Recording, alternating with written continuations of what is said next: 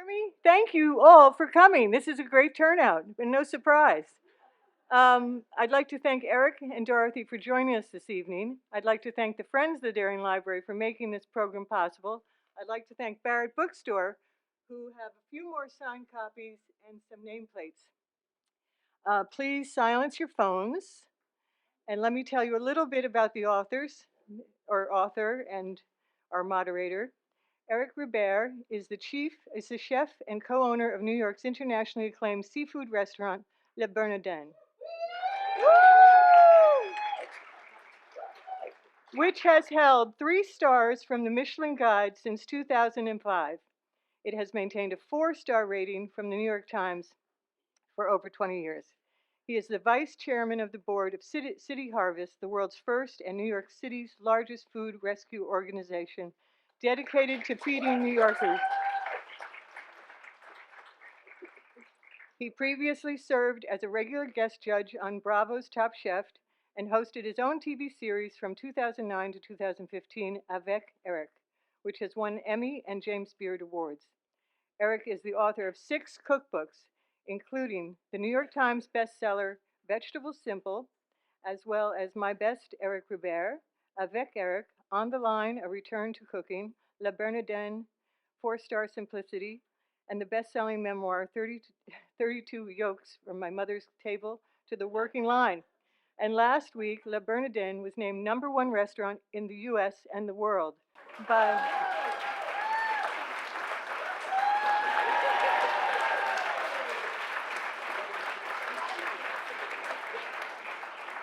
And that title was bestowed on him by La Liste, a global restaurant guide.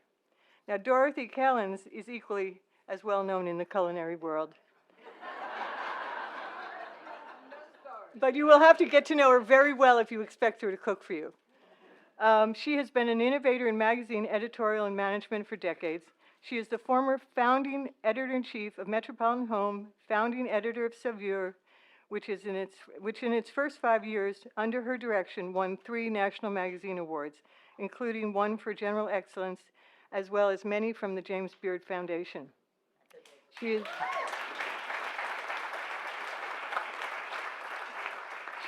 is also the former executive editor of Newsweek, joining the magazine in 2001, where she helped direct Newsweek's National Magazine Award, winning coverage of 9/11. Kalins has produced and edited many cookbooks with outstanding chefs, among them David Tanis, Michael Anthony, and Danny Meyer. Her own book, which is for sale tonight, The Kitchen Whispers, Cooking with the Wisdom of Our Friends, was published in 2021, and we are so happy she has come to join us tonight, as well as Eric. So thank you all.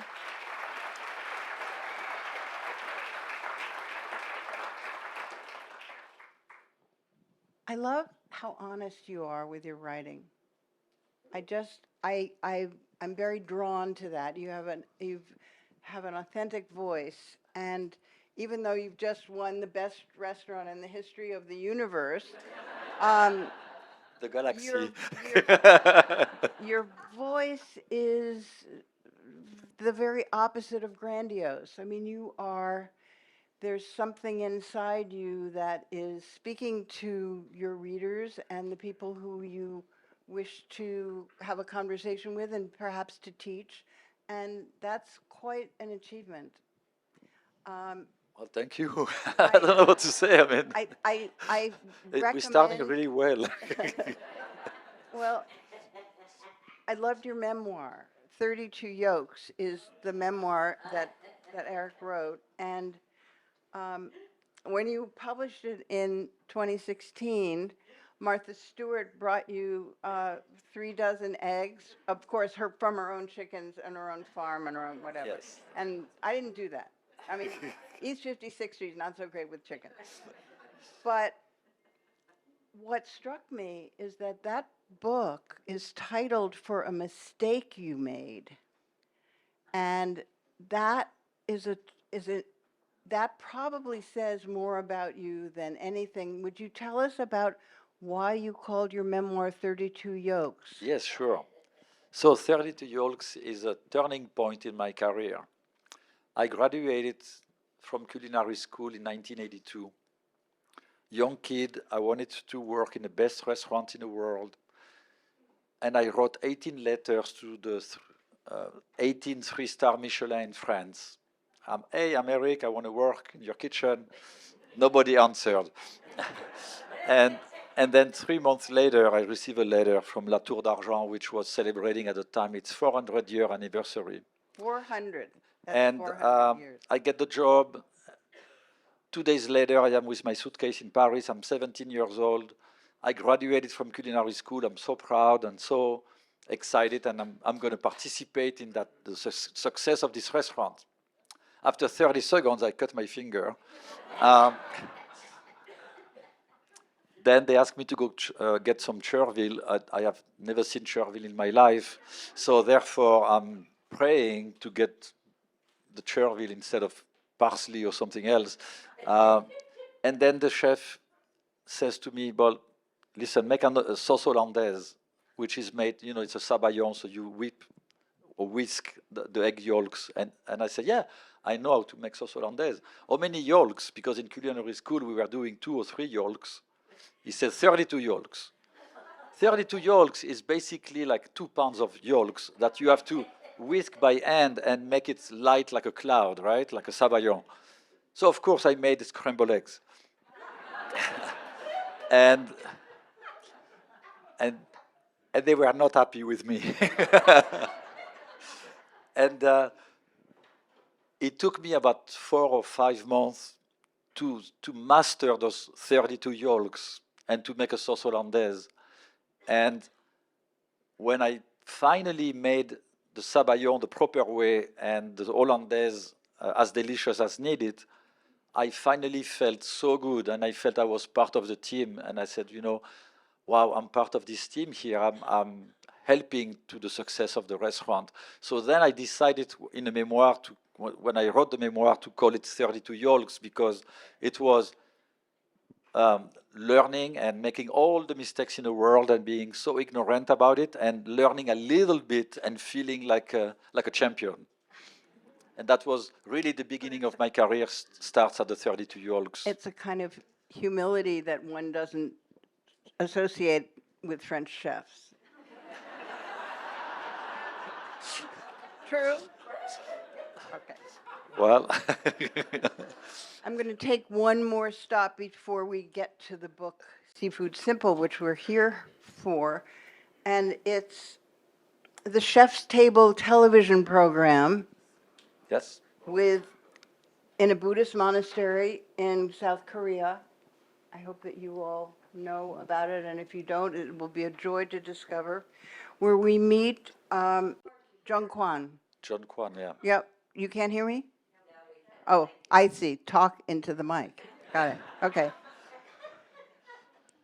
Watching that television show is a food dream. It's extraordinary to meet this woman and to see what she does with the kinds of ingredients that she uses. Did you meet her and then bring her to the world? How did that happen?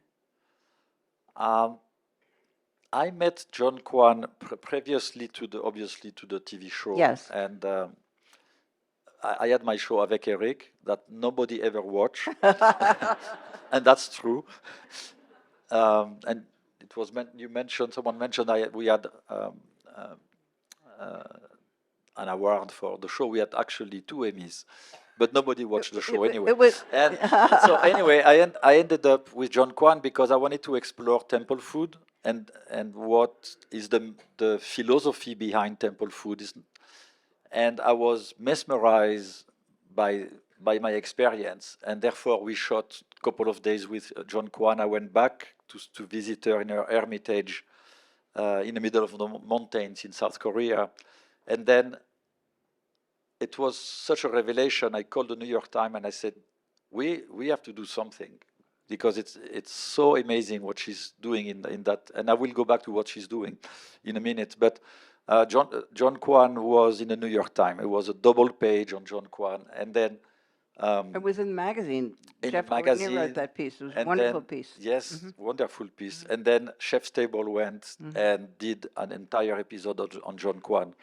She's a nun. She's not a chef. She's a cook, but she's not a cook. Yeah. Cooking is a practice of mindfulness for her and a practice of compassion. The mentality of those monks and nuns that are cooking in those monasteries, the mindset is so different than what we learn in a Western world. They have the responsibility to feed the Sangha, which is basically the group of priests and nuns. They're not together, they're separated. But whatever they get, forage or whatever they are buying or whatever is given to them or whatever they grow, it's a practice. So they have gardens, and when they plant the seeds, they pray for the seeds to become a plant that will have fruits or vegetables that will feed animals as well, because it's no insecticides and pesticides and so on. If the wild boar comes and eat half of the pumpkin, it's great. Mm-hmm. They're happy for the wild boar. Mm-hmm. They do not kill insects and so on. And then when they collect those vegetables and fruits, and when they cook, they are again putting a lot of effort to be in the present, be mindful, and also they really are trying to bring happiness to you as someone who's going to eat their food, not necessarily because it's delicious, although deliciousness is very important, but they want you to be happy to and to be strong and healthy, to be able to create good actions around yourself. Mm-hmm. That's the goal of those cooks. Their practice. And their practice. Mm-hmm. So they are not there to get stars or compliments or anything else than making sure you are going to be very healthy and be able to make a difference in your community. So it can be the monks and the nuns or around. But there's a level of art that she brings to her food, and they're total vegetarians, right? Yes, it's totally, the diet is vegan. No garlic and onions and... No garlic and so no garlic, no onions, vegan diet. They do not want to kill animals and do not want animals to suffer, so therefore it's only vegan. And then onions supposedly make you sleepy when you try to meditate and gives you nightmare when you sleep at night. That's, I don't know. And garlic has virtues that are not really appropriate for a monastery.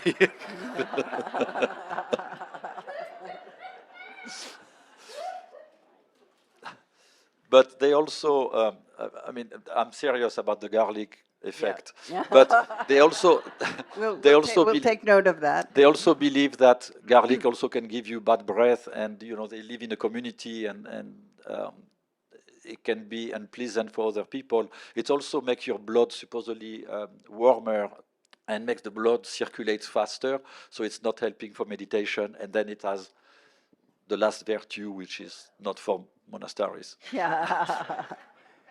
But when you found her, you found a kind of spirituality, obviously. Did you take something from that, from her use of ingredients, the way she slices the vegetables, the way she treats it? There was something, she's clearly an artist. She is an artist, but it's not the point. Yes, in not her the practice. Point. It happens that the point is to feed people. She's extremely talented, extremely creative, and her food is delicious, and her food is beautiful. And us in the West, we look at that first. But over there, they look at the mission more than the end result. Yeah. But yes, she's whatever she does is very inspiring. You can find that program on YouTube, and it's extraordinary. Chef's Table. Chef's Table. So let's get to seafood. Yes. You have to be pretty fearless to cook seafood, right? I don't think so. Well, I mean, there's nowhere to run, nowhere to hide. You've got the piece of fish in front of you. Yes. Rarely do you over sauce it or bury it in a stew or something. It is what it is in a way. Yes. Well, yes, it's sure. When I opened that book and spent a lot of time with it, the first thing I felt was terror. I mean, it's I'm not going to sell any people. book. People. No. But I'm giving you a way to find, to redeem. Thank you for helping. Because you yourself write, and I quote, cooking seafood is in truth not that simple. To most cooks, it is a paradox, an oxymoron, an obvious contradiction, a kitchen task perceived as complicated, demanding, and messy. And then you add, these are your words, I would even suggest there is an element of fear involved. How do we overcome our fears? By buying the book. but really, Shameless commerce. those are my words, and you're These right. are your words. And it's I'm the, not- the beginning of the introduction. Yes. I created Seafood Simple because I have seen so many people who like actually to cook, and they're very intimidated by cooking seafood. And when I spoke to all the people that were intimidated by cooking seafood, what I realized is that, first of all, they were intimidated by buying the seafood because they don't know when seafood is fresh, when seafood is not fresh. So in the book, we give a lot of information how to shop for fish and seafood. May I leap in to say, Yes. the idea of the local fishmonger who knows his or her stuff and who can reassure you of how to use it is a disappeared thing in this country. Yes. And that's the reality. And I agree with you. Yeah. It's a real. Although in this part of the world we are lucky compared to the Midwest, where it's more difficult. But it's a lot of advice here. When you buy seafood, you have to know that fish doesn't smell like fish. Period. yeah, If That's it a good smells like one. anything, it smells like the breath of the ocean, Mm-hmm. like high tide, not low tide, and that that's excellent. and that a key factor in knowing when your fish is or any seafood you buy is fresh. Is the ultimate test, the first test. You put your nose on top. If it smells, you know you're going to bring it home. You're going to cook. It's going to stink the house. It's going to be fishy. Everybody's going to be mad at you. And a lot of people had this experience. So we gave tips how to buy whole fish, how to buy fish in fillet Yes, you do a very good job of showing how to cut a whole fish. as well. Yeah. How to buy oysters and clams. And it's no rocket science. I mean, I would know if it was rocket science. But oysters, when you buy oysters, they should be, the shells should be clean. The oysters should be heavy because it should be seawater in it, which means the oysters has been in the water not too long ago. When your oyster is very light and the shell is dirty and it's kind of smelly, Yeah. Run. It's not good idea to take it. Lobster should be live and very alive. And we explain a lot of details about You do. how to choose your lobster. If you buy whole fish, it's easy to also know if the fish is fresh. The gills, behind the gills should be bright red, ruby red. The eyes should be vivid and not with a white skin and kind of scary, sleepy. And if you poke the fish with your finger, it shouldn't have a fingerprint in the fish. The flesh should spring back, and that means that your seafood is fresh. And so we start at that level. You do. You do a with- good job of that. Thank you. And then actually the cover, since I'm promoting my book, it's my hands, and you can see some salt falling on the fish. Ah. And we even teach you how to season the products. Because sometimes on TV you see some chefs like from very high, throwing the salt and bang and this and that. Um, and then sometimes people do not necessarily know how to season the food. So if you have wet hands or oily hands because you were preparing other things, the salt stick to your hands. If you go too close, you cannot see what you are doing. It's going to be over salty potentially. If you bang, it's not good because you're too far. So we give all those tips, and then we even guide you through 9 different techniques that are basic techniques that are really essential for you to be successful with cooking your seafood. So marinating, which is for ceviches, for instance, with olive oil or no olive oil if you don't want to, but olive oil, lemon juice, or lime, and so all those marinated fish, tartars techniques are in the book. Then if you want saute, boil, steam, broil, bake, roast, even preserve the fish in a jar or in a can, and we teach you all those techniques. Soon as you choose the chapter that you decide and you follow the directions, we have pictures and we go 20 seconds by 20 seconds in terms of guiding you, and it's impossible to miss. It's almost idiot proof. And I'm not even being ironic. It is really, I gave it to my wife and she succeeded. She's not here, but she but she managed to burn hard-boiled eggs and make it like charcoal in a and she cooks fish now. That's great. So anyway, Bravo. Sorry, honey.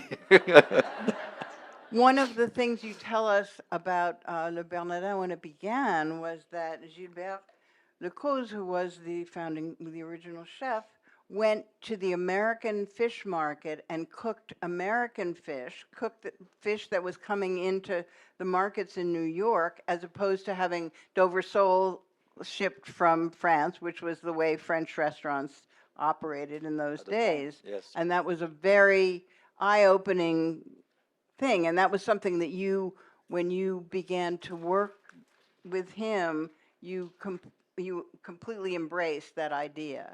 For sure. Yeah. And also, it makes sense. I mean, in America, especially on the on this side of the country, on the East Coast, we have fantastic species from the south to the north, and going into Canada. We have so many different variety of fish that are delicious. Yes. And it's no reason to necessarily bring species from Europe or Asia, although of course it's nice sometimes to have some fish from Japan or Dover sole. But America has fantastic seafood, and it's a lot of day boats which do not exist in Europe anymore almost. They disappeared. A lot of small fishermen that go and catch the fish at night, come back on the morning, and then bring it, and it's sold, and 12 hours later you have it at the restaurant. It comes from Maine. If we order the fish before 6 o'clock at night, it's at 6 a.m. it's at the doors of the restaurants, and it's extremely fresh, and it's coming from pristine waters, and it's fish that is delicious. I mean, halibut is one of the most refined fish that I ever ate in my life. Yeah. It's many different species that are very refined, but we find halibut on this side of the world. Black bass is a fantastic fish that is not even expensive. And your recipes often are interchangeable. You don't have to have that exact fish, which I found very, very reassuring. Yes, because you don't necessarily find the fish species that you're looking for. They share characteristics, Yes. and they can be prepared in the same way. Absolutely. Well, you have fish that are very rich in omega oils, right? I mean, and those tuna and salmon are fishes that are very rich. And then you have fish that are very lean, like white fish, like striped bass or snapper or halibut. So And you those don't are prepared in a similar way. you Yes. don't cook a piece of salmon or a piece of tuna the way you will cook Right. a piece of striped bass or halibut. And therefore, again, we have the chapter to guide you and say, this is the best recipe for this species, and that one is for that species, and so on. And then you have a clever way that you tell us in the book of telling us when the fish is done. And you use it over and over in most of your recipes. Yes, and it's what we do at the restaurant as well with Can the you cooks. explain that to us? Sure. Yeah. So when we cook so many mistakes that I have observed in people who cook fish and are not very comfortable with the techniques of cooking fish. First of all, they overcomplicate the recipe, and it's too many ingredients and too many things, and you lose the beauty of the products that you're supposed to elevate, which is so our mantra is the fish is the star of the plate. Whatever goes in a plate is to elevate the seafood that you are, or glorify the seafood that you are cooking. So that's very important. And then second mistake is to overcook the fish very often.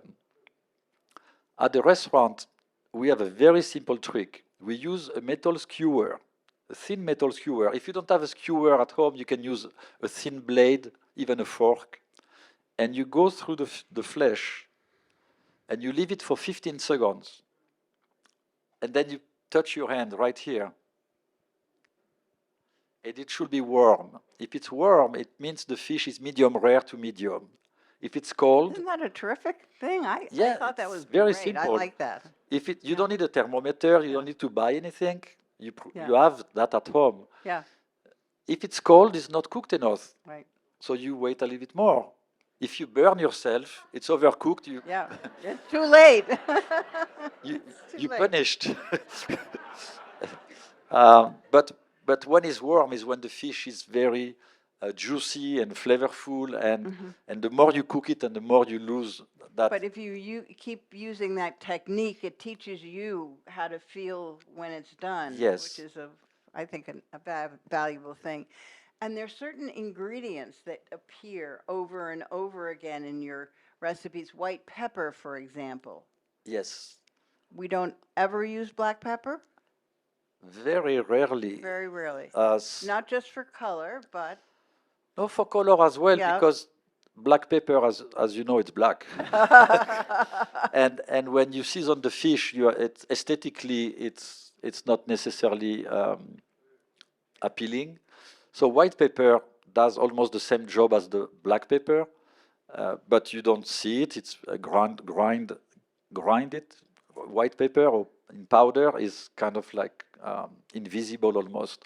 And also, black pepper has a lot of qualities which actually I enjoy very much with meat, but black pepper is very floral and very complex in its composition of flavors. White pepper is very, I wouldn't say overly spicy, but it's spicy enough to bring the element of having Pepper to it. the pepper to it, but it's not as complex, and it doesn't interfere with the subtle nuances of the flavor of the seafood that you are cooking.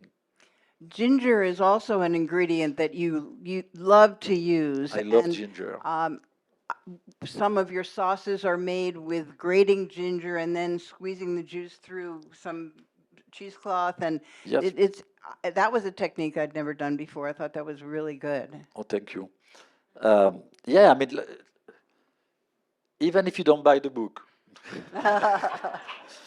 you go back home, you take some lime juice, you take some grated ginger or ginger juice, soy sauce, and a bit of olive oil, you mix it, you're going to be like, oh my God, it's amazing. So good. Ginger So- change everything. It It makes all the flavors being very vibrant and vivid, and of course it's a bit spicy, but you can control that with the amount of ginger that you are using. But it's really enhance all the qualities again and makes everything very fresh. So then if you have these interchangeable fresh fish and you have these wonderful seasonings, you're not very far from being a fish cook, right? You are a fish cook. Yeah, yeah, yeah. But to go back to 1 second Yeah. to about the freshness of the fish, you can also buy frozen fish. There's nothing wrong with good quality frozen fish, because sometimes in some markets you cannot have fresh fish. You were mentioning that before. Fishmongers Yes.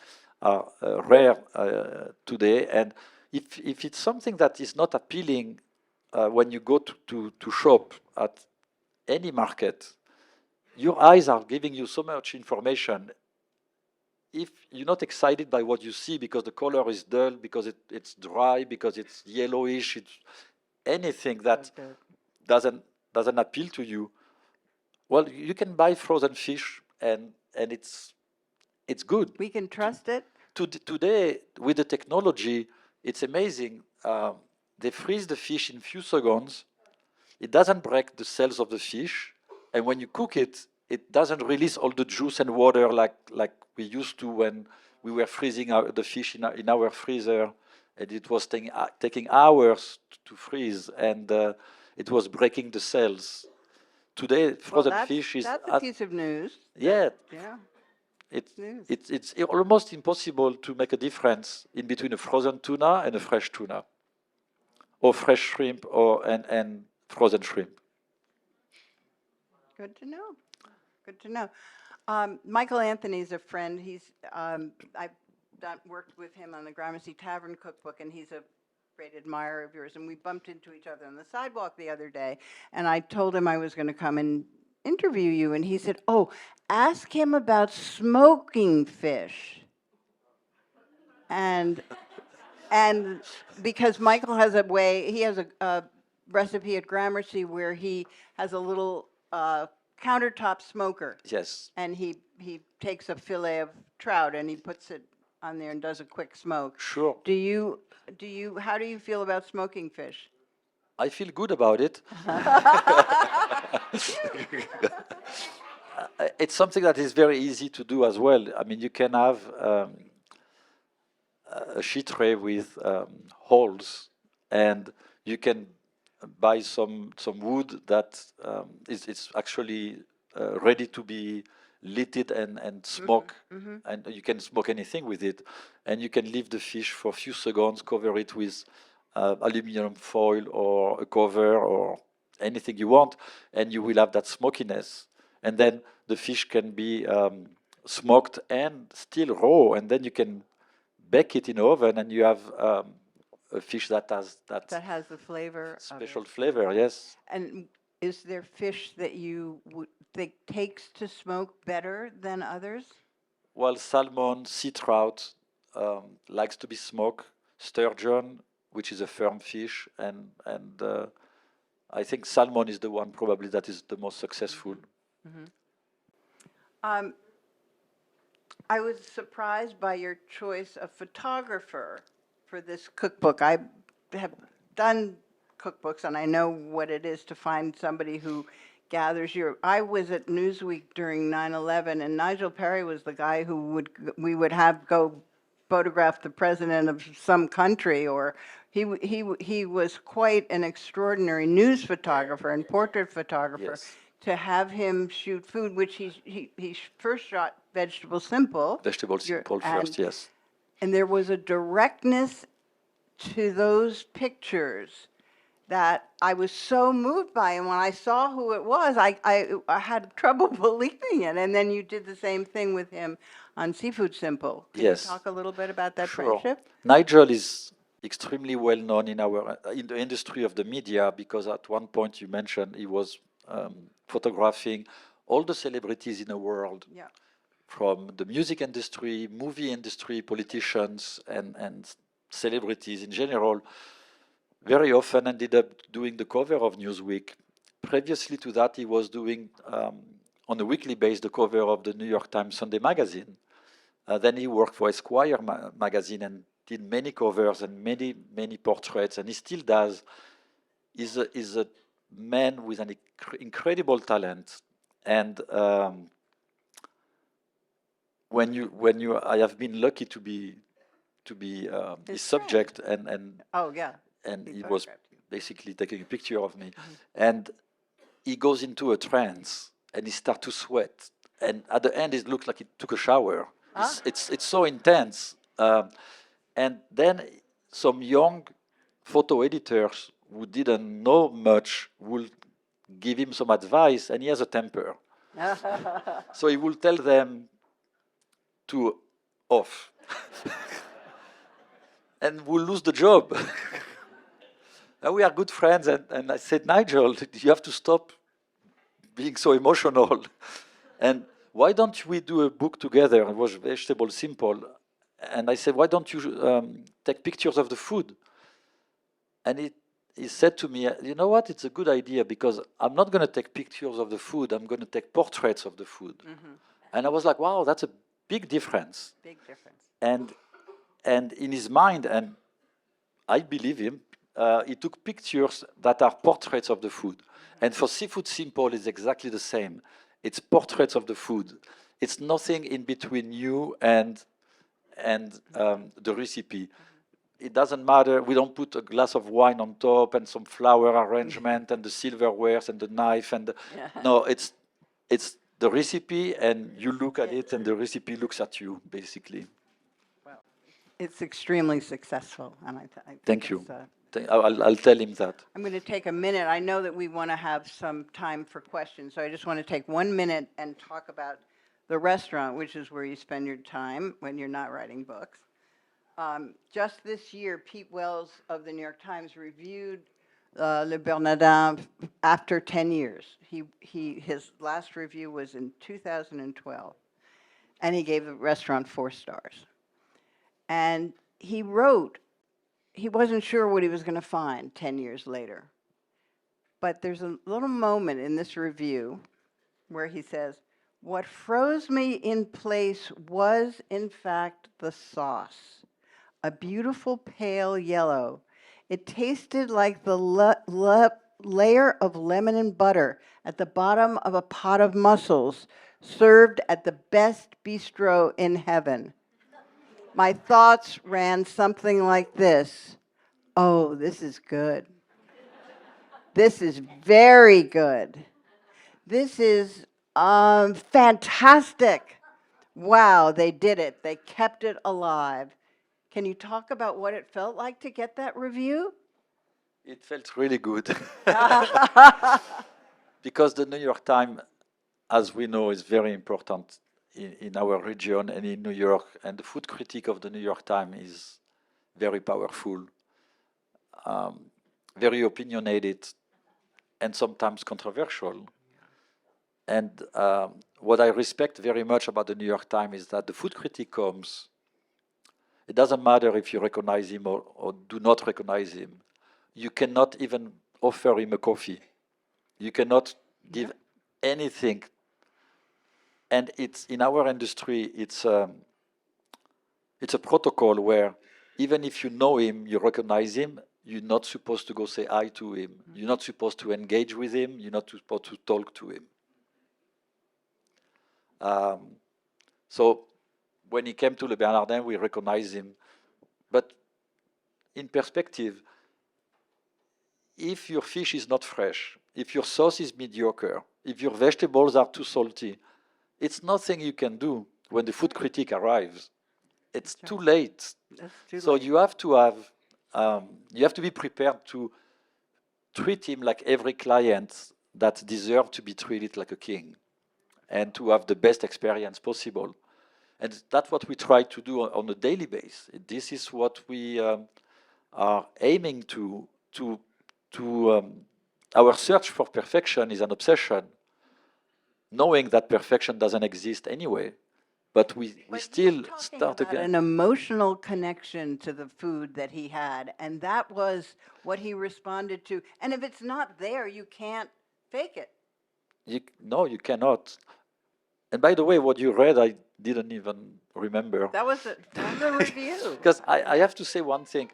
When Gilbert Lecoz was created Le Bernardin with his sister, Maggie Lecoz, I was a young chef working for him, and he took me to the office, and he gave me a lot of advice, and he said, if you are going to be successful, if you have a good article, you read it once and never read it again. But if you have a bad article, read it every day.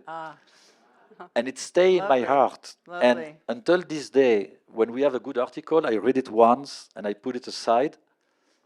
And thank God we don't have bad articles. Lovely. Because Lovely. Well, I have a feeling we could go on for a very long time, but I'm going to want to give you all a chance to ask Eric some questions that you all might have. thank you for your question. Did you hear the question? Oh, good.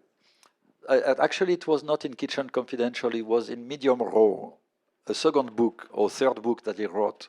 And he wrote an entire chapter dedicated to our fish butcher, who's a Dominican gentleman who worked with us now for basically 20 years.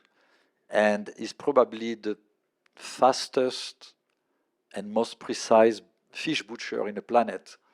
I mean, it's unbelievable. He takes a fish, he takes the knife, and he goes, hop.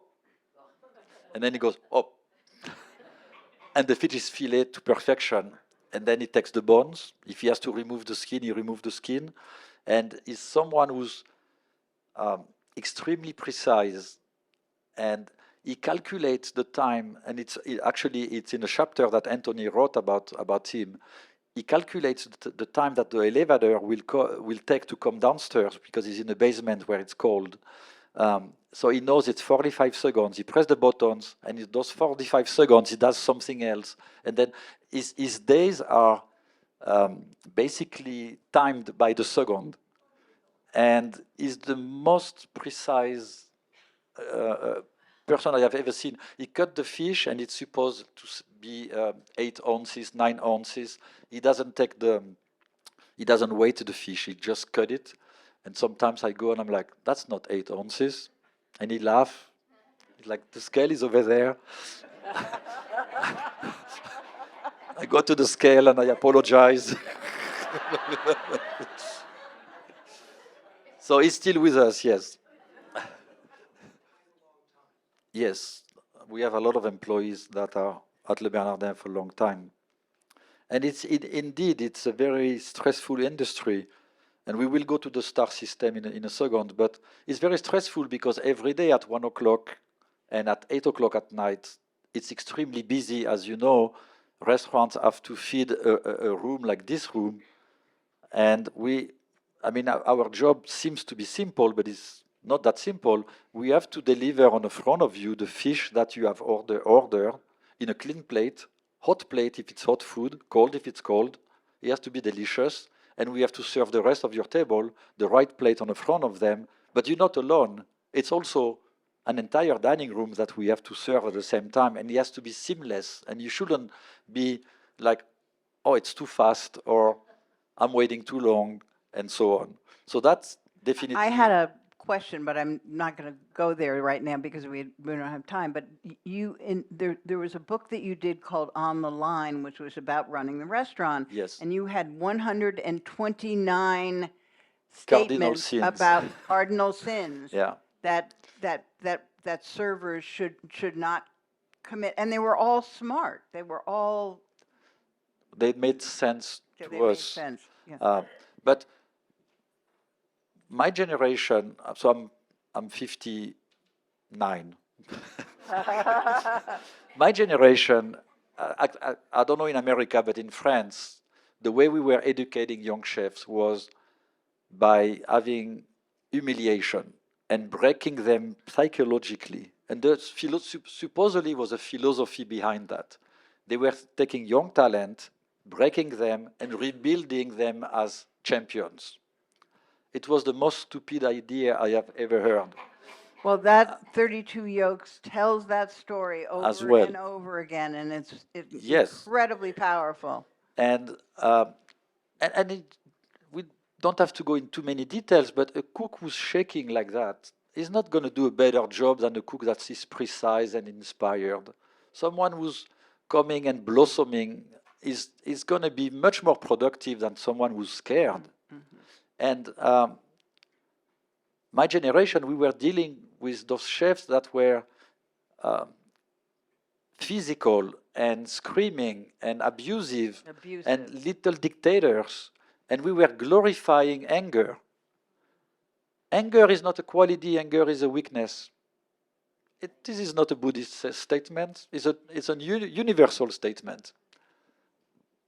So creating a team of people that are inspired by the leader is the chef in the kitchen or the sous chefs. It's something that is very important to us, very important at Le Bernardin. I don't want anyone to be stressed. It's enough stress with the conditions. Kitchens are a very difficult environment, challenging environment. It's humid, it's hot, it's slippery, sharp objects. Yeah. It's a lot of things going on there. We don't need more stress. So we're dealing with that aspect of the team being working together without fear. Then, yes, we have the pressure of the media that comes at times to review the restaurants. And it can be the New York Times, it can be other journalists, and even every client today is a food critic, because with social media, as we know, 30 seconds later is on Instagram or somewhere else. Yeah. We have to ignore that completely in our kitchen. We cannot think about, are we getting 3-star Michelin? Are we getting 4-star New York Times? Are we getting #1 in La Liste? When I speak to the team, and to make an analogy, I will say it's like an actor being on stage in making a movie, and the only thing he's thinking about is an Oscar. And he's playing the Godfather. He's thinking, I'm going to get an Oscar. I'm going to get an Oscar. He's not gonna get an Oscar ever, because his mind is not in the present. He's not doing his duty. So for us, when we get awards, we celebrate for sure in style. I can tell you that. But the day after it's over, we forget completely about it, and we don't think, and we just focus on what we're supposed to do, which is our passion for creating an experience from the service to the kitchen. And that I think is it's what makes the team of Le Bernardin loyal to Le Bernardin, and hopefully happy to work at Le Bernardin. So I'm not in a rush.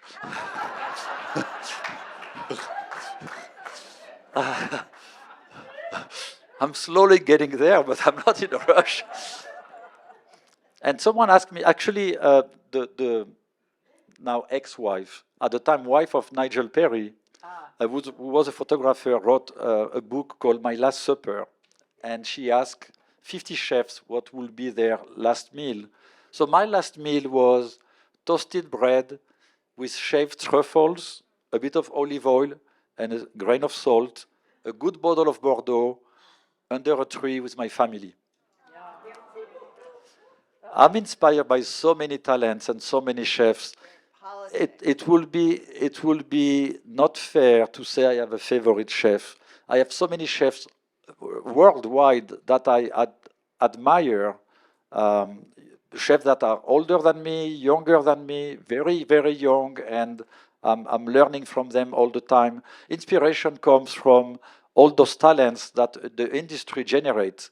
So having a chef that I admire the most of all, it's not possible for me to give one name.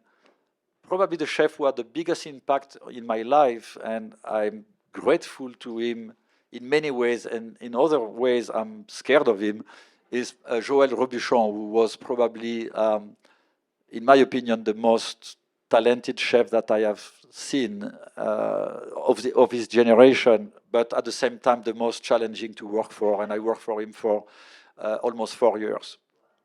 All those white hair. Dorothy, thank you so much. Thank you very, very much.